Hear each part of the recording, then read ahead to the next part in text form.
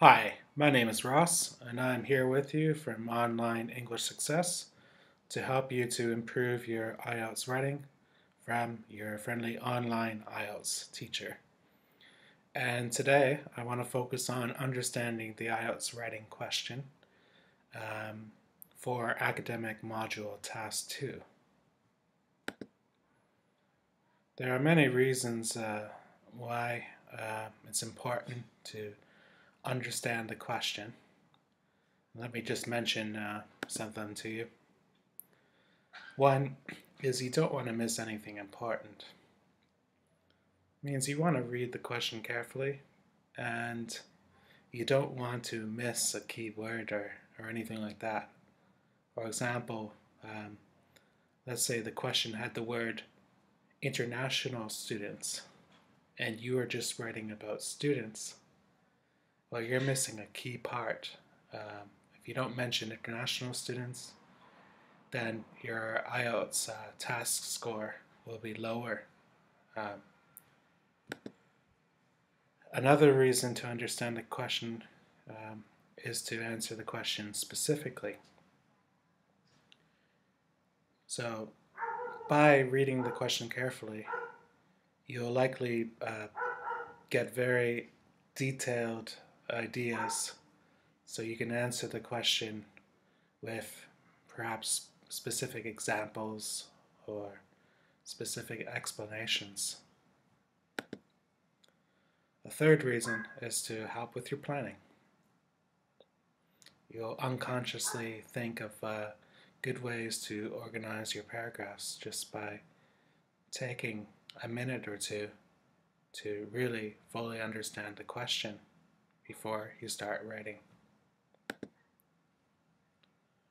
Now I want to introduce to you some steps to understand the question. I'm going to talk to you about paraphrasing, why that's important. And I'm also going to introduce to you finding the topic and controlling ideas of the IELTS writing question. And we'll be doing some practice with that too, with some exercises. Okay, now I want to talk about paraphrasing and what it is. Paraphrase basically means to express the same meaning of a text by using your own words. So that means like if you have an IELTS writing question, you're going to have to write it again in the introduction, but you're not going to copy it. If you copy it, you're going to be penalized for that and you're going to get a low IELTS band score. So you want to use your words, but you want to keep the meaning of the question the same. There are 3 easy ways to paraphrase. Well, I hope they'll be easy. One way is to use synonyms. What's a synonym? Synonyms are words with similar meanings. So, example of a synonym for the word government are leadership, ruling party. So instead of saying the government of Canada, you can say the leadership of Canada or Canada's ruling party. All of that essentially means the same, all related to government. Another common way to paraphrase is to use antonyms. What's an antonym? Just like a synonym, but it means the opposite meaning. So sometimes it's difficult to think of a synonym, but maybe you can think of an antonym and you can express the same meaning by using an antonym. Examples of antonyms for the word protect are destroy or harm. So in the question, if it said protect the environment, it's important to protect the environment. You can instead phrase it, it's important not to destroy the government or destroy the environment. Or we should not harm the environment. That all means the same, but this time instead of synonyms, we're using antonyms. All right, now I want you to think of some synonyms and antonyms for each of the following words. Let's try to think of 2 each. I'll give you a minute to think about it. If you need more time, press pause. Okay, let's look at the word city. Imagine your question had the word city in it, and you want to show your vocabulary and keep the same meaning by using synonyms or antonyms. Well, what are good synonyms and antonyms for city? Well, synonyms could be used are metropolis or urban area. Antonyms that could be used are rural area or countryside. So for instance, if the question said there should be less people living in cities, well, you can say there should be less people living in metropolises or urban areas. Same meaning as you could say more people should live in rural areas instead of cities. More people should live in the countryside. Same meanings. Okay, how about legal? Synonyms for legal would be fair or lawful. Antonyms: illegal, unacceptable. You can use those synonyms and antonyms, which maybe not always have the exact meaning, but you can phrase them in a way that they mean pretty much the exact meaning. Here's a tip for you. Do you know what a thesaurus is? A thesaurus is like a dictionary, but instead of providing the definitions, it provides synonyms and antonyms. So many good dictionaries have thesauruses, but there are also thesauruses on their own. And you'll find if you practice your IELTS writing a lot that you'll see words that are recycled. That means they're used over and over again. And for those words that you commonly see, you want to have good vocabulary flexibility to be able to use several synonyms or some antonyms for each of those words. So it's good because it's not only for getting high score on the task, but also getting high score on the vocabulary. And those are 2 of the 4 key areas for getting a high IELTS writing score.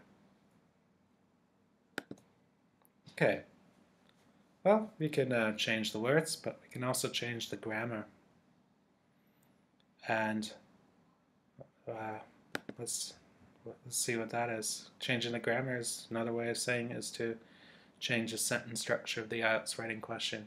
So basically means to change the word order, and even can be done by changing the word forms. So just basically rearranging the sentence. For example, the question might have a sentence in it saying, one way to expand the economy is by accepting more skilled immigrants.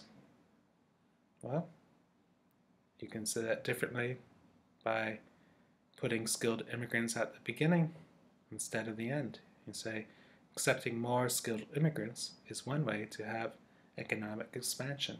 So we just switch the order. And notice that economic and economy, so we use different word forms. Expand, expansion.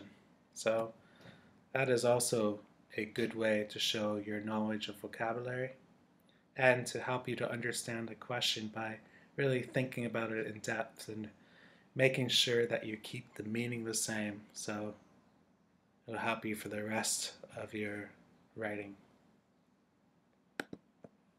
Okay.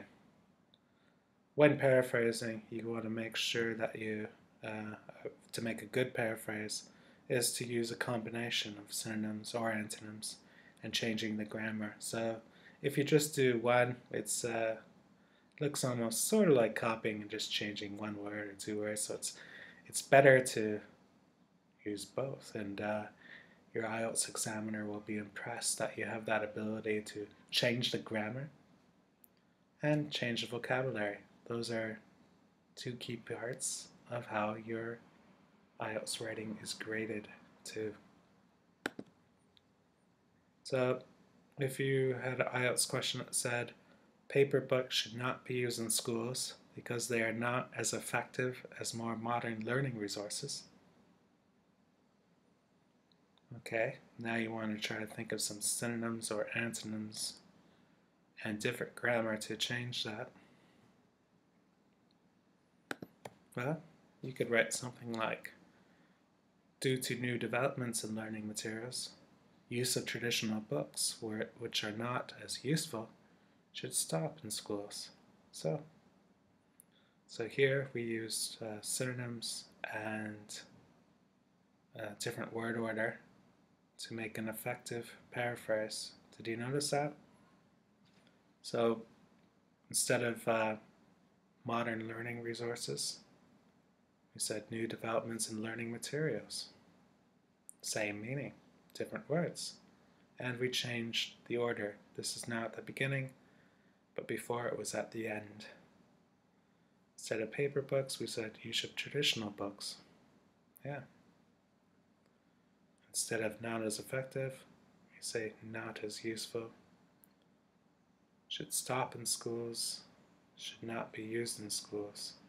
So notice that we kept some words the same. We don't have to change every word, but it's good to make at least half the words changed. Okay, now I have a little exercise for you. Try paraphrasing the following IELTS question. The IELTS question is, in many countries, it is easy to get a credit card. This is making it too easy for people to fall in debt. Alright, try to paraphrase this by using synonyms or antonyms and changing the grammar. I'll give you a minute to think about it. Again, if you need longer, just pause and we'll get back to it. Okay, let's take a look at one possible answer that I have for you. You can say, more people are facing debt because many nations do not make it difficult for their citizens to acquire credit cards. So instead of saying countries, we say many nations. And we have this at the beginning, but now this is in the middle. Yeah. So is the meaning the same? We always got to check to make sure that the meaning is the same. Okay? Because it can be easy, even for an advanced user of English, to miss something. And if you miss something, that may mean you didn't understand the question and you'll be missing something very important, which will affect your whole IELTS answer. Okay? More people are facing debt because many nations, so in many countries, is it easy to get a credit card? So, the meaning is not quite the same, is it? We're saying more people are facing debt. Here, we're saying it's easy for people to fall in debt. Do you see that? So it's not quite the same. So we should probably change this. See how easy it is to make a mistake? Many nations, many countries. Okay, that's the same. Difficult, this looks like an antonym. We're using an antonym here instead of easy. So I think the only part that is a little bit incorrect is the beginning part with more people. Okay. So I just want to stress the importance of paraphrasing. Paraphrasing effectively will allow you to have a good grasp or understanding of the question by thinking about it more carefully. It will also make it easier for you to write your introduction paragraph. So remember, you need to put a paraphrase of the question in your introduction.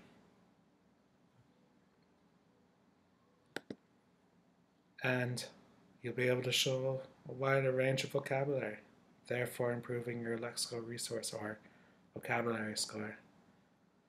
Also, changing the grammar will show you a wide range of grammar ability too. Okay, so let's review paraphrasing. So remember when you're paraphrasing to use synonyms or antonyms, or both, whenever possible. Change the structure of the question or sentence. And keep the meaning the same. Thank you for watching this part of the video. In the next part, I'm going to show you how to find a topic and controlling idea of IELTS question. So I think that is just as important. Thank you for watching. Bye for now.